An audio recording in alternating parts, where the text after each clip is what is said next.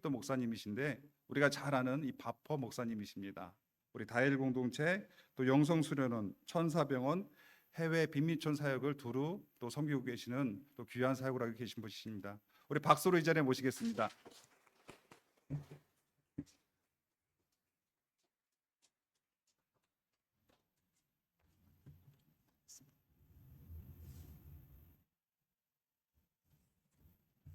반갑습니다. 감사합니다. 네.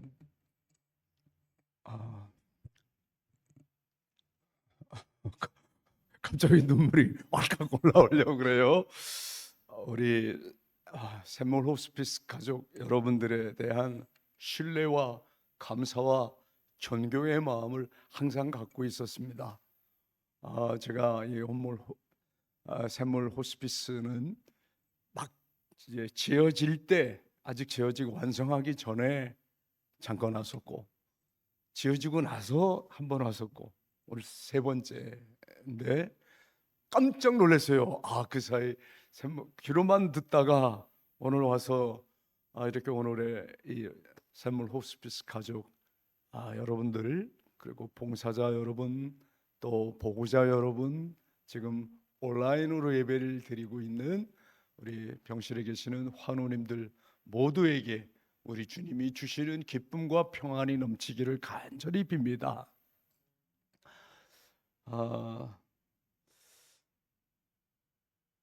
지금 이 시간 저는 다일 천사병원에 계시는 36명의 우리 환우들이 얼굴이 지금 같이 겹쳐져요.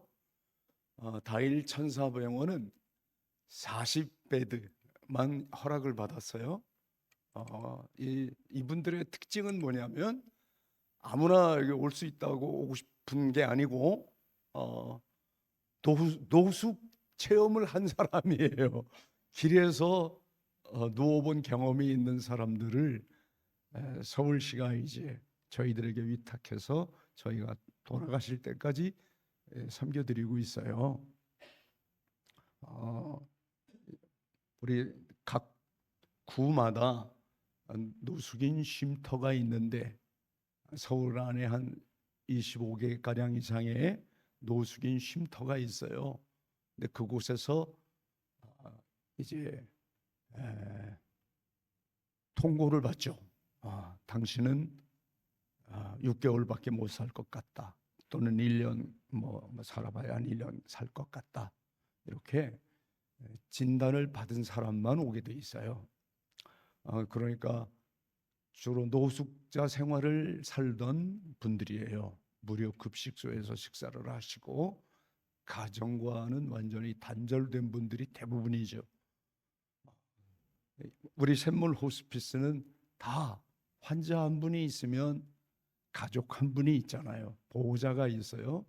근데 이곳은 이미 오래전에 가족과는 결별하고 그야말로 홀로 살아가시던 분들이에요. 그런데 이분들 분명히 병원으로부터는 6개월밖에 못 산다, 1년밖에 못 산다, 이런 선고를 받은 분들이 지금 제일 오래 사는 분이 14년째 살고 있어요. 참 놀라운 일이죠. 예, 참 놀라운 일이에요.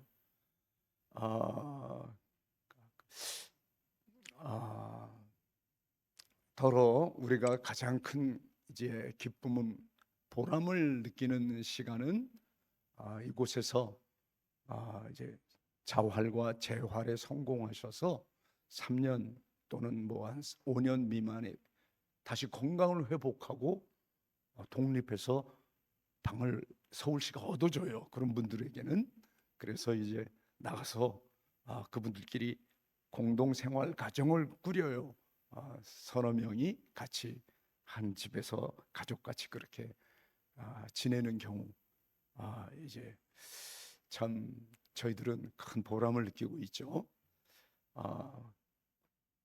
우리 샘물 호스피스와 다일 천사병원은 정말 저는 누가 뭐래도 어쨌든 한국 기독교의 긍지요, 자랑이요, 보람이라고 생각이 듭니다. 오늘 이렇게 보호자 여러분, 또 우리 자원봉사자 여러분, 또 병실에 계신 우리 환우님들에게 오늘 잠언 4장 23절 말씀을 나누고 싶어서 왔습니다. 모든 지킬 만한 것 가운데 더욱 내 마음을 지켜라 그랬어요.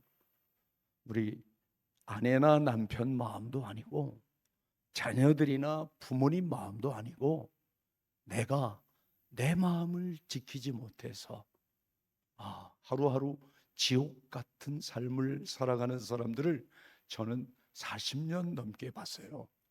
어떻게 다일 공동체를 시작한 지 어느덧 38년이 돼가지고 이제 2년 후면 40년이 돼요. 이 40년 동안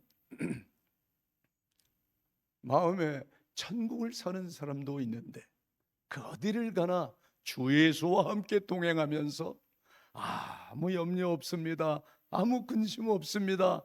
근심이 없어라, 걱정이 없어라, 불안도 없어라, 이렇게 하나님 나라에 없는 건 내 마음에도 없고 하나님 나라에 넘치는 그 기쁨과 평화가 내 마음 속에서 지금 이렇게 솟구쳐 나옵니다. 이런 분들 가끔 만나는 거예요. 그런데 항상 자주 만나는 분들은 그렇게 내 마음 하나 지키지 못해서 마음속에 자꾸 근심, 걱정, 불안, 두려움 이런 것들이 떠올라서 그저 나도 괴롭고 남도 괴롭히는 분도 많이 있어요.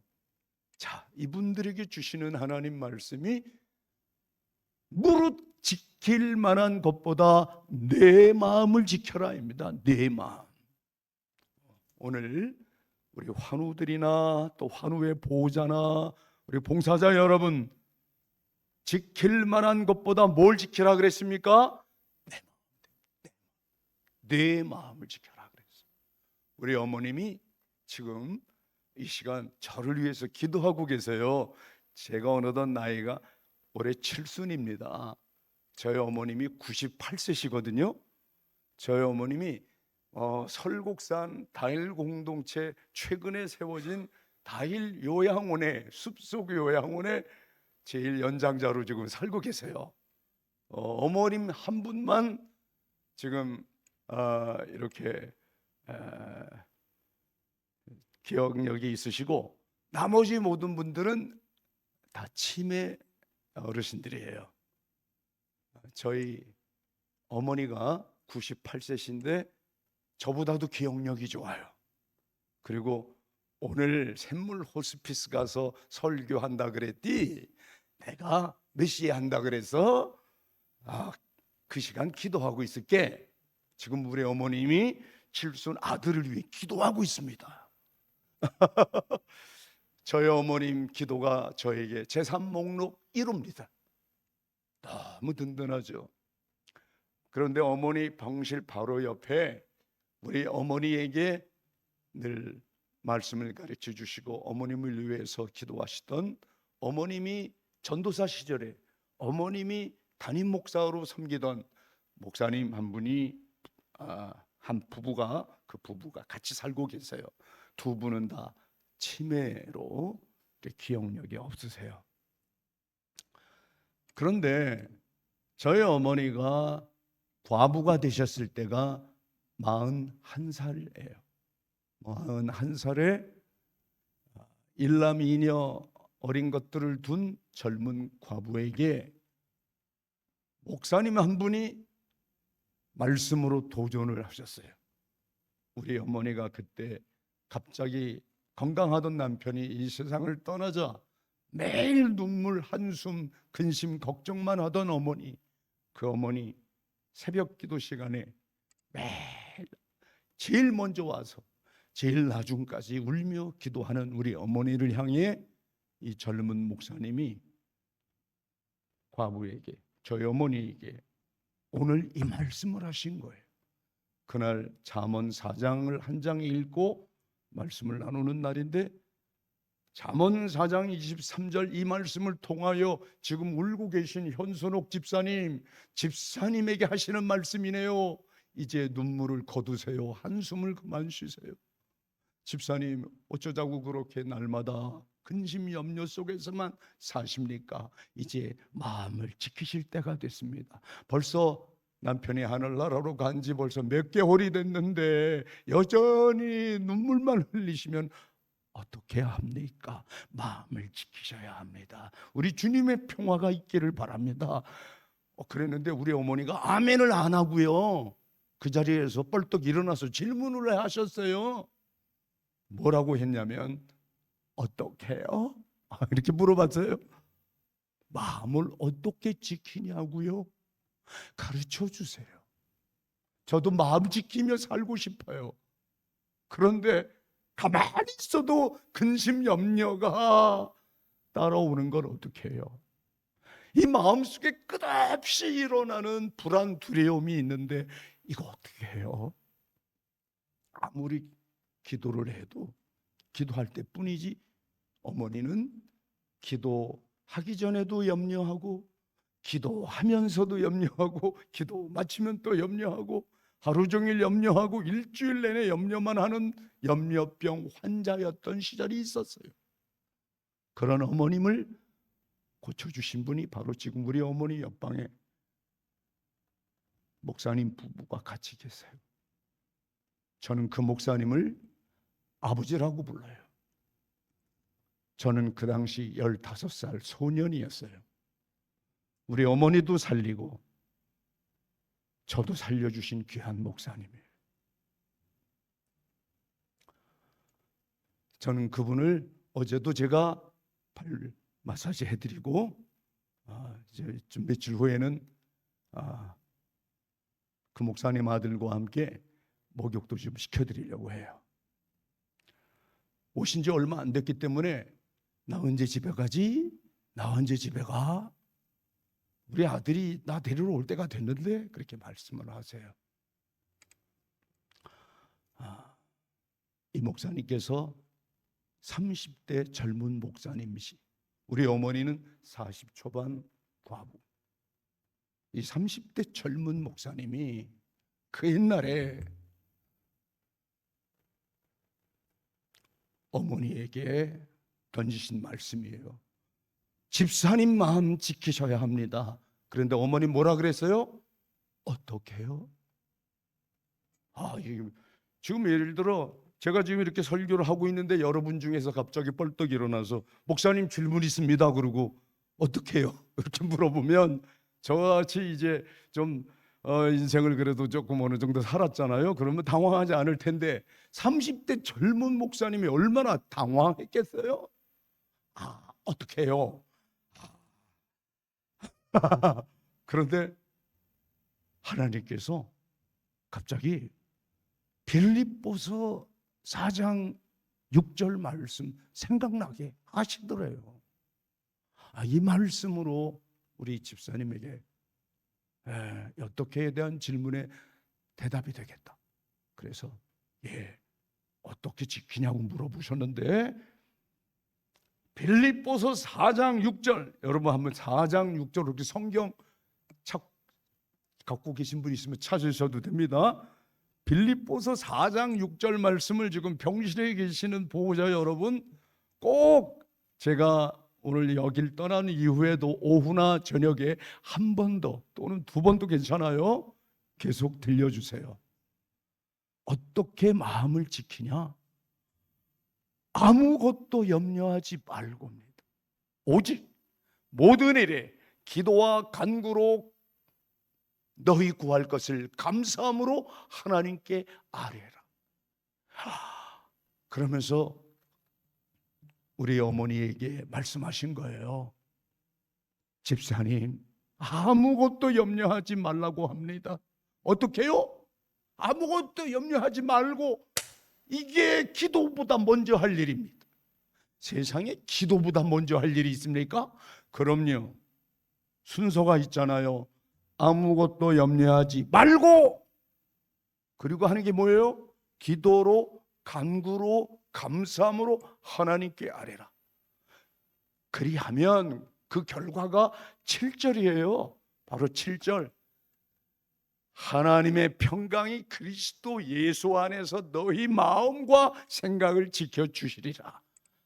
자, 빌립보서 4장 7절 말씀 자막에 나오네요. 한번 같이 봉독해 볼까요? 시작. 그리하면 모든 지각에 뛰어난 하나님의 평강이 그리스도 예수 안에서 너희 마음과 생각을 지키시리라. 어떻게 마음을 지키냐고요? 염려하지 마세요. 이게 먼저예요. 그제서야 어머님 말씀이, 어머님은 그날 그야말로 시몬 골수가 쪼개지는 듯한 감동, 하나님의 역사가 일어나가지고 북한 땅에서부터 하나님 말씀 듣고 읽고 배우고 암송하고 묵상했는데, 저 이북 황해도 송화라는 땅에서 태어나서, 그것도 대지주였기 때문에 송화 땅에서 가장 넓은 과수원 집딸이었어요. 6.25 전쟁 터지기 전에 저희 외할아버지 외할머니는 이미 산속으로 피신했어요. 죽인다고 하니까. 그리고 저희 외삼촌들을 한 분은 예배당에서 한 분은 거리에서 죽였어요. 죽임을 당하고 공산당들에게. 막내 외삼촌만 어리다는 이유로 살려주더래요. 교화시키겠다고 아우지 탄광으로 보냈어요. 그런 처절한 아픔을 갖고 산 분이 저희 어머님이에요.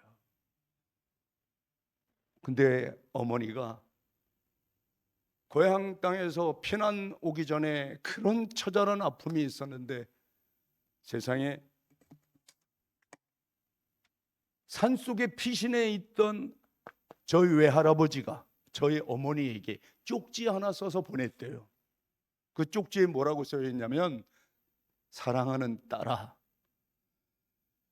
저기 황해도 장현군 바닷가에 소래면에 내 친구 아들이 있다. 이름이 최희화다. 최희화에게 시집 가거라. 최희화 아버지와 나하고 서로 얘기가 다 돼 있다. 어머니는 그 쪽지 하나 들고 시집 간 거예요. 신랑 얼굴 한번 본 적이 없어요. 옛날에 그런 일이 많았어요. 양가 어른이 그죠, 이렇게 우리 집 아들하고 자네 아들 딸하고 이렇게 결혼하면 어떠나, 그거 좋겠네, 그런 분이에요. 갔는데 남편이 없어요. 저희 할머니가 기다리더래요. 남편은 어디 갔냐? 가보니까 남편은 일본에 가서 우리나라 대한민국 최초로 대한민국 군인 중에 고공 침투 낙하 훈련을 받는 켈러 부대의 창설자가 됩니다. 그래서 아버지의 무공훈장이 특전사에 전시돼 있어요. 며칠 전에 저희 특전사에 갔다 왔어요. 아버지 기일이 바로 지난주였어요. 기가 막힌 거네. 가보니까 신랑은 또 없어. 언제 온지도 모른대. 그래서 저희 할머니가 저희 어머님을 껴안으면서, 애야, 내가 너의 아버지 엄마 잘 안다. 산에 피신해서 얼마나 힘드니? 오라버니는 죽고 동생 아우지에 끌려가고, 너는 오늘부터 내 며느리이기 전에 내 딸이다. 그리고 저희 할머니가 딸처럼 같이 품고 잤대요. 그런데 이제 어느 날 남편이라는 사람이 나타났어요. 저희 아버지가. 얼마나 서로 기가 막히겠어요. 와보니 아내가 있대. 자, 그런데 저희 어머니가 지금도 그리워하고 사랑하는 남자는 한 분이에요. 저희 아버지. 일찍 세상을 떠난 아버지. 꼭 죽으면 아버지하고 합장해달래요. 그리고 아버지 뼈를 바라보고 묻어달래요. 아버지를 못 본 세월이 50년이 훨씬 지났으니까 60년이 돼가죠. 그런 어머니가 가장 불안하고 하루하루 사는 게 힘들었던 게 언제냐? 건강하던 남편이 갑자기 사고를 당하여 돌아가셨어요. 저 세상 사람이 된 거예요. 그때 마음을 지키지 못하겠더래요. 이북 피난 내려오기 전에 아버지 산속으로 피신했을 때 부모님이, 오라비가 무참히 죽었을 때, 동생 아오지 탄광에 끌려갔을 때, 그때도 지킬 수 있었는데 나와 한 몸인 남편이 갑자기 세상을 떠나니까 하늘이 무너지는 것 같고 땅이 꺼지는 것 같더래요. 살 맛이 안 나더래요. 왜 사는지 모르겠더래요. 그래서 그 슬픈 마음, 그 불안한 마음, 남편을 먼저 세상에 보내고 예배당에 가서 매일 날마다 눈물로만 지낸 거예요. 그러던 어머니에게 젊은 목사님이, 지금 어머니와 함께 요양원에 계신 그 젊은 목사님이, 집사님 마음 지키세요. 어떻게 해요? 여기 빌립보서 4장 6절은 이렇게 말씀하시네요. 아무것도 염려하지 말라고요. 기도보다 먼저 할 일이 있네요. 염려하지 말고 기도하세요. 염려하지 말고 간구로 감사함으로 하나님께 아뢰었어요. 그래야면 하나님의 평강이 집사님 마음 지켜주실 거예요. 아멘, 아멘, 아멘, 아멘. 어머니가 그날 밑줄 쫙 친 거예요. 잠언 4장 23절 말씀, 빌립보서 4장 6절 7절 말씀, 그리고 밑줄에다가 뭐라고 썼냐면 오늘 하나님이 나에게 주신 말씀, 이 말씀대로 살겠습니다. 마음부터 지키며 살겠습니다. 아무것도 염려하지 않고 살겠습니다. 결심하고 집으로 내려온 거예요. 내려오면서 그때서야 우리 주님이 하신 말씀이 그렇게 새록새록 떠오르더래요. 내일 일을 염려하지 말라. 한날의 괴로움은 그날의 족하니라. 우리 샘물 호스피스 가족 여러분, 내일 일을 염려하지 맙시다. 아멘. 내일 일을 염려하지 말고. 그렇구나. 어머니가 그때야 깨달아지더래요. 너희는 아무것도 염려하지 말아라. 무엇을 먹을까, 마실까, 입을 것도 염려하지 말아라. 어째서야? 아멘, 아멘, 아멘. 우리 주님 말씀이 깨달아지더래요. 내가 왜 이렇게 염려만 하고 살았나? 이 말씀 들은 이후부터 나는 염려하지 않고 살겠다 이러고 이제 집에 갔어요. 그렇게 은혜 받은 날, 그렇게 하나님 말씀 듣고 성령 충만해서 은혜 충만, 말씀 충만 이러고 이제 집에 갔는데, 집에 가니까 염려할 일이 또 기다리더래. 아이고, 우리 어머니는 그쪽 집 보고 부들부들 떨었어요.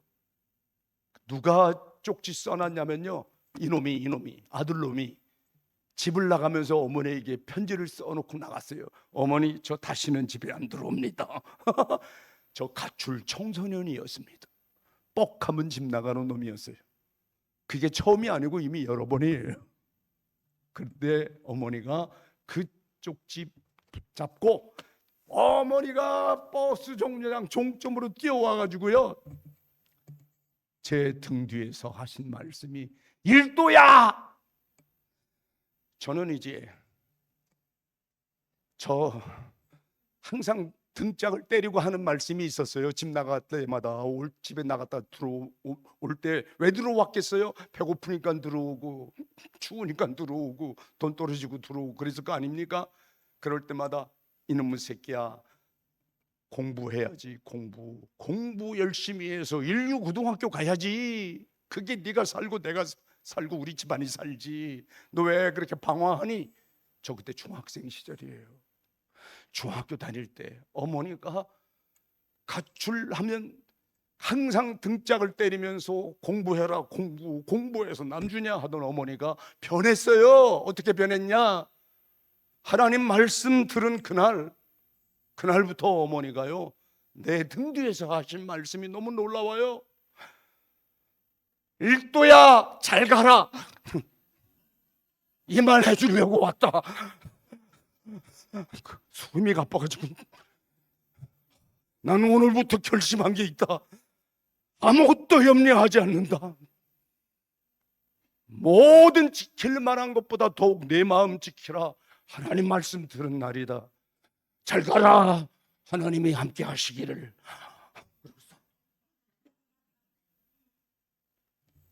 그때 저는 영등포 오류동 125번 버스 종점에서 일어난 일이에요. 그때까지 이 버스 기사가 문을 안 열어줬어요.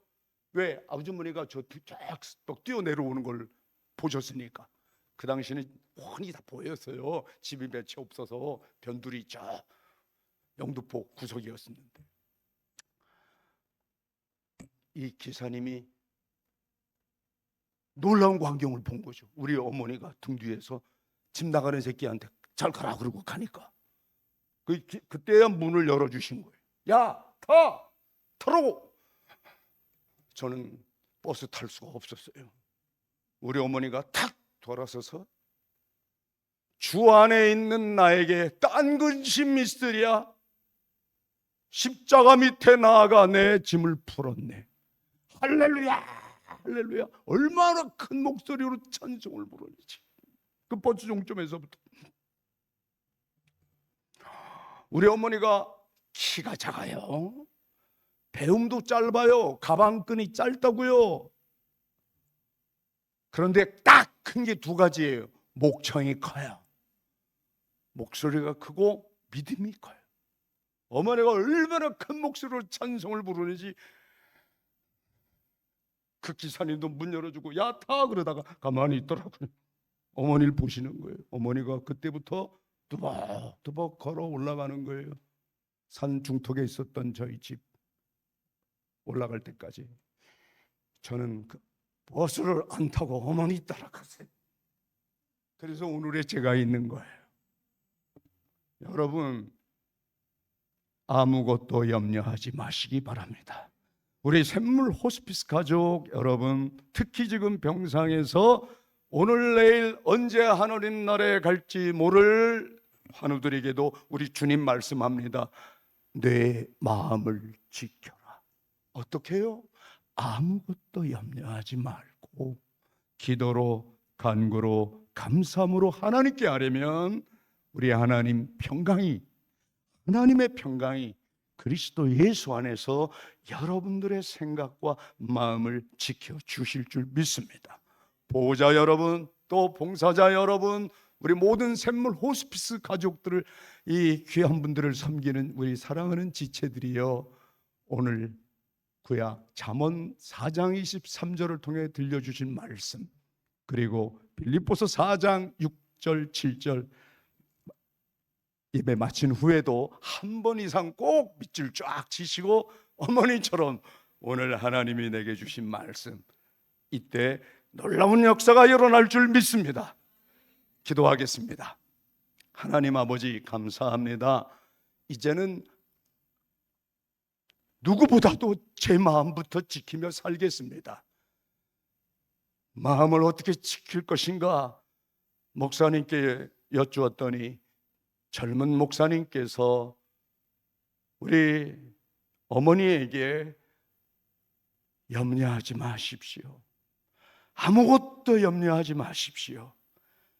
그 이후에 할 일이 기도로, 간구로, 감사함으로 하나님께 아뢰을 일입니다 하신 그 놀라운 역사, 저희들에게도 일어나게 주시옵소서. 주님, 정말 내일 일을 염려하지 않는 그 믿음으로 살겠습니다.